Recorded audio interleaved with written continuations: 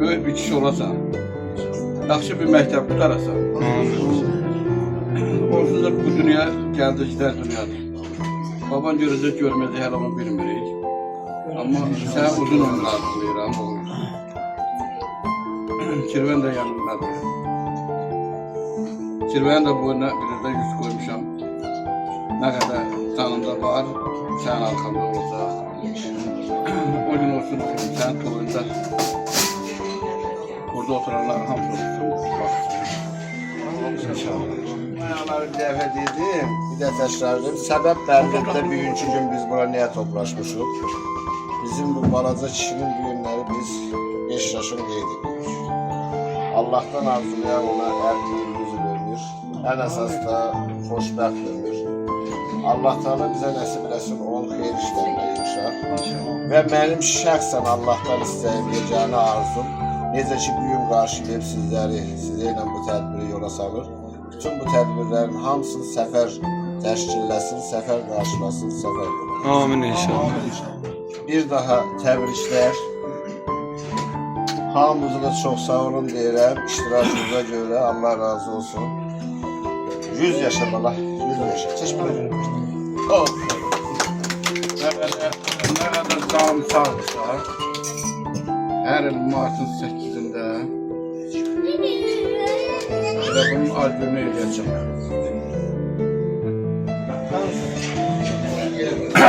Sən ömür versin. Sağ ol. Hər il sən gələk sən qarşında oturaq, o kişinin tortunu sonra xeyir kimi. Çox sağ ol. Allah sən ömür versin. Allah hamımızın evində şadlıq qismət eləsin. Allah nəfər. Hər bir insana arzu edirəm ki, nə Zalda saksıya. hər şey Evladı olan da əziyyət çəkir, olmayan da hələ bir çəkir. Geçiş olsun. Allah size can sağlığı versin. Sakalına nasip olsun. Uzun olsun toyuna gelir.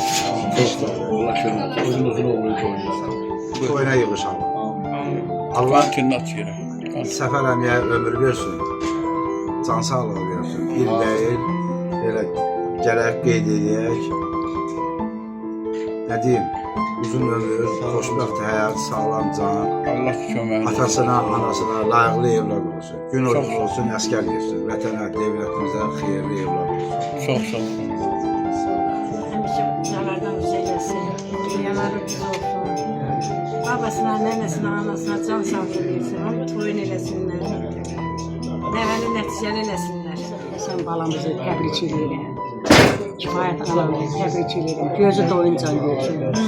Həsən Səfər əmi ömür versin, o uşağı bir qəribə çıxarsın.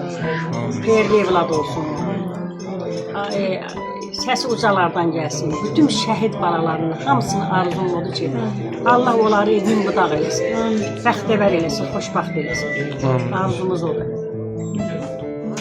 Böyük oğul olsun. Amin. Xeyirli evlad olsun. Xeyirli evlad Babasına, nənəsinə, anasına. Allah onlara da can sağlığı versin. Sənə də uzun ömür versin ki, Amin Allah. olur sənin toyu eləsin, gəlini gətirsin. Allah atasını torpağı sana ömür versin. Allah sana sağ eləsin.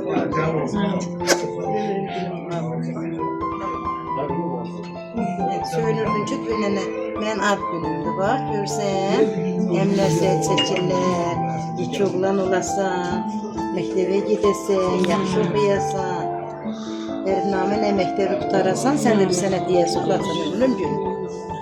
Allah sənə sağ can versin. Allah dünyalarını düz eləsin, hamısını düz eləsin. Allah müharibə göstərməsin.